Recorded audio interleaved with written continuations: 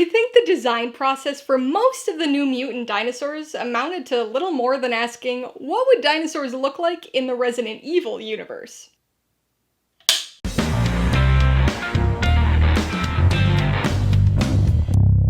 Hey everybody, welcome to Mainely Movies. Today I'm going to be talking about the 7th film in the Jurassic Park franchise, 2025 sci-fi action sequel, Jurassic World: Rebirth. If you're new here, please consider subscribing for a variety of movie-related content, like reviews, rank lists, and recommendations. All my reviews include a breakdown of the pros and cons, my rating, and even some tailored film recommendations, so be sure to watch through to the end of this video for all of that extra content. Jurassic World: Rebirth stars Scarlett Johansson, Mahershala Ali, and Jonathan Bailey, and was directed by Gareth Edwards. Set several years after the events of Jurassic World Dominion, it tells the story of a team contracted to collect genetic samples from 3 massive dinosaurs on an island infested with genetically altered mutant hybrids. Here's the thing about fossils. They may seem like a new discovery to us humans, who have only been around for a minuscule 300,000 years or so, but by their very nature, fossils are anything but new. They're the preserved remains of something old, something that has already existed and whose time has since passed.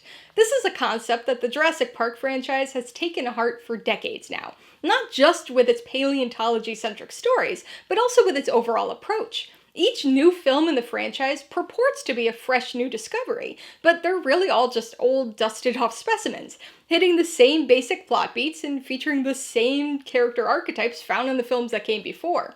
We're 7 films in now, so fans and detractors alike are well aware of this trend.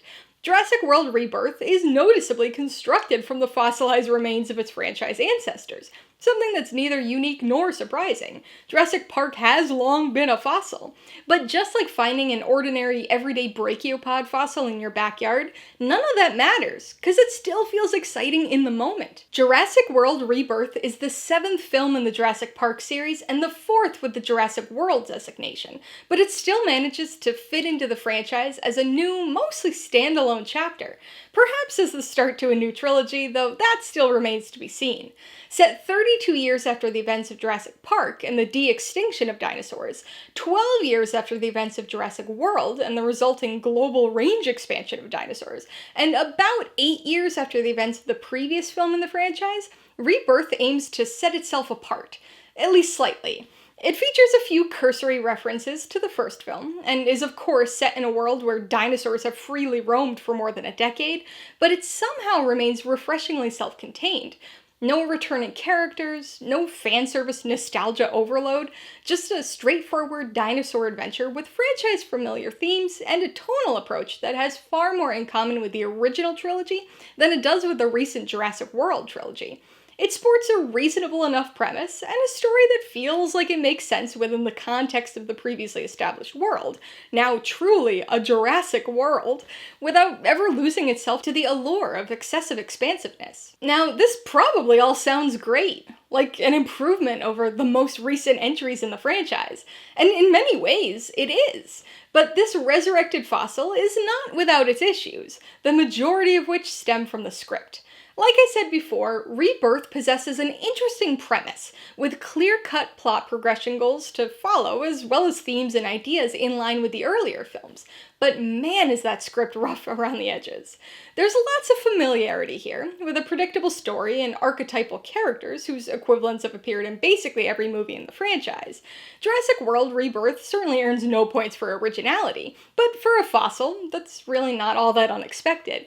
What is a bit unexpected is the disappointing dialogue.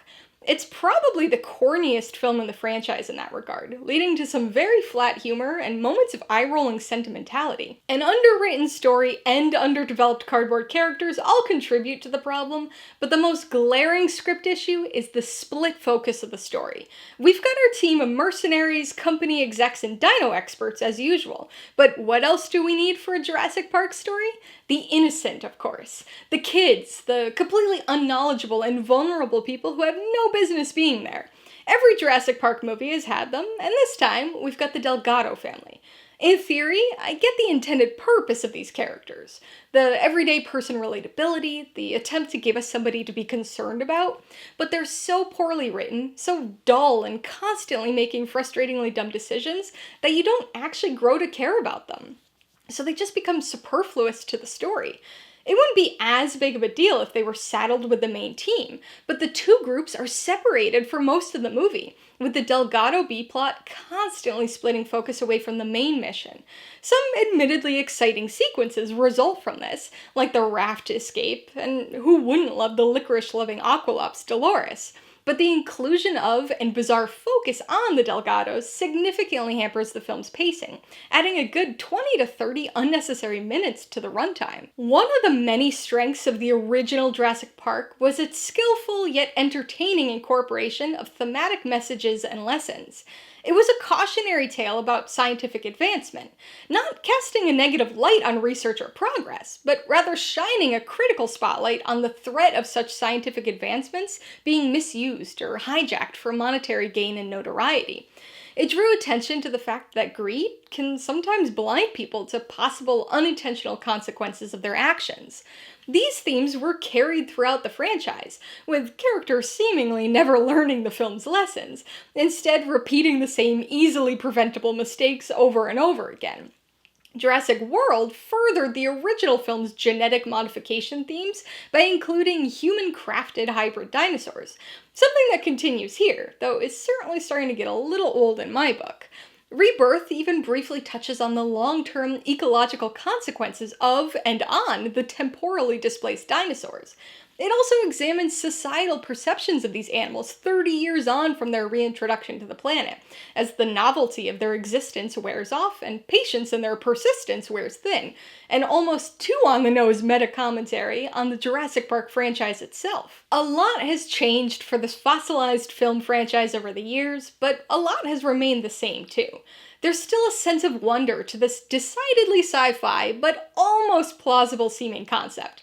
There's still the undeniable awe that comes from seeing gargantuan herbivores peacefully grazing in vast fields, practically moving in perceived slow motion due to their size. There's still a sense of thrilling and bone-chilling tension that comes from the roar of a T-Rex, or the sly reptilian presence of a velociraptor as it coordinates an attack with its still unseen packmates. The CGI is at perhaps an all-time high for the franchise here, with comparatively minimal practical, puppeteered or animatronic dinos gracing the screen, supposedly due to the time crunch of the film's shorter than usual pre-production period. But in spite of this, the visual effects and cinematography still look solid. The sound design still sounds solid. It still delivers on the tonal blend and neo-prehistoric dinosaur adventurousness we've come to expect from the franchise. Sure, digging up the 7th Jurassic Park fossil will never match the excitement of discovering that first one, but you still got a fossil, which is pretty cool regardless of how many times you've found one. Alright, let's talk about the pros and cons. The biggest pro is the premise. Like just about every other sequel in this franchise, this film is very similar to the movies that came before it, so we're not talking about some sort of ultra-unique story here. But that ends up being a bit of a strength here, because the premise is very reminiscent of story beats from the original trilogy.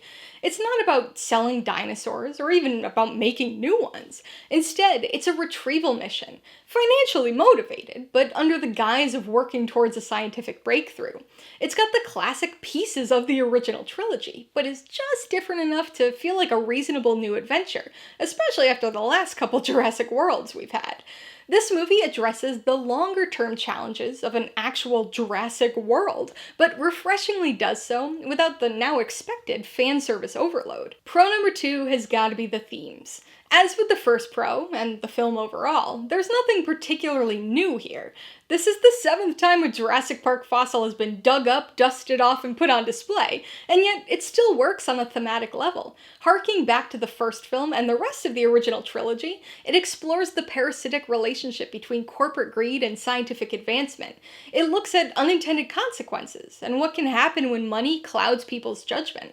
It pulls in the genetic manipulation themes of the previous Jurassic World films. A little too much, if you ask me, but also briefly touches on the ecological effects of the so-called Neo-Jurassic era, not only on the existing ecosystems in the world, but also on the dinosaurs themselves, who have struggled to adapt to the new climate. The meta-commentary on society's waning interest in dinosaurs is just a cherry on top. Or on the nose, I suppose. On the con side, the biggest issue is the script. Now, I wasn't expecting something fantastic or anything, but the return of the franchise's original screenwriter did get my hopes up a bit, I guess. Like I said before, the premise is good, and it all feels in line with the original trilogy, but even if you can look past the extremely formulaic and predictable story, the writing's just not there. Characters are bland and underdeveloped, jokes fall awkwardly flat, the dialogue is frequently eye-rolling, and the whole thing just feels strangely underwritten. Con number 2 is a closely related sub-con of the first, and is the split focus of the story. Way too much time and focus is devoted to the Delgado family. Now, I get it. Every Jurassic Park movie has gotta have its innocent kid characters, but that doesn't mean the pacing has to suffer as a result. By separating the Delgados from the main team for such large portions of the film, it forces the story to split its focus between the main mission of the story and the much more generic Delgado survival B-plot. There's some occasionally fun stuff buried in there, and who wouldn't love Dolores? But these characters were irritatingly superfluous. They could have been okay if their roles were reduced some, but honestly, I think the movie would have been much more interesting and better paced had they just been cut out entirely. Before I give you my rating and recommendations, I want to remind you that if you're interested in buying Jurassic World Rebirth or any of the other films I mentioned today, I do have affiliate links for all of them in the description below. I get a small commission from anything you buy using one of my links, so I'd really appreciate it if you'd use them if you're in the market for any of these movies or anything else. I'm gonna give Jurassic World Rebirth 3.5 out of 5 paws. To be honest, I'm still a little torn on this one, so it's a low 3.5 for me. This wasn't a movie that blew me away or even particularly impressed me with its poor dialogue and unnecessarily split story focus as a result of the superfluous Delgados.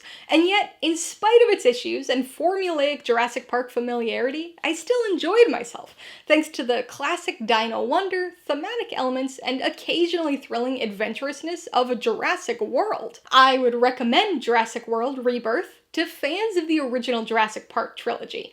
Obviously, this film doesn't come close to touching the first movie, but it carries on the tonal tradition of those early films. If you're looking for originality, that went extinct long ago in this franchise. But if a clear-cut, thematically black and white dino adventure is what you're after, this is sure to deliver, at least in rumbling, tooth-filled spurts. And if the previous Jurassic World films left you unsatisfied, it might be worth trying this one out, since it features no returning characters and no story connection, apart from the knowledge that genetically engineered hybrids exist and that dinosaurs have spread worldwide. If you liked Jurassic World Rebirth, I would recommend Kong Skull Island, the outlier of the MonsterVerse franchise, of which director Gareth Edwards was also a part. This sci-fi adventure story focuses on a group of scientists and soldiers who travel to a remote island, only to discover it's inhabited by massive dangerous animals.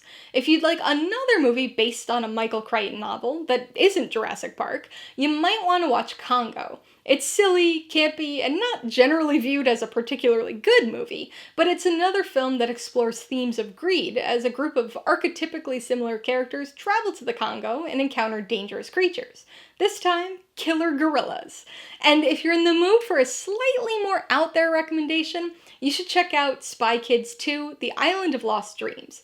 This Robert Rodriguez-directed action comedy is silly and very strange at times, but like Jurassic World Rebirth, focuses on a retrieval mission on a remote island infested with giant genetically engineered hybrid animals. Alright, a couple questions for you guys. Number 1, have you seen Jurassic World Rebirth? If so, what'd you think of it? And number 2, do you like the Jurassic World hybrids, or do you prefer the real dinosaurs? Be sure to leave your answers in the comments below so we can get a discussion going. Alright, so if you got some enjoyment, insight, or information out of this review, I'd appreciate it if you'd hit that like button. And if you haven't done so already, please hit subscribe if you're at it to see more videos like this. Till next time, this has been Alyssa with Mainly Movies, the way life should be.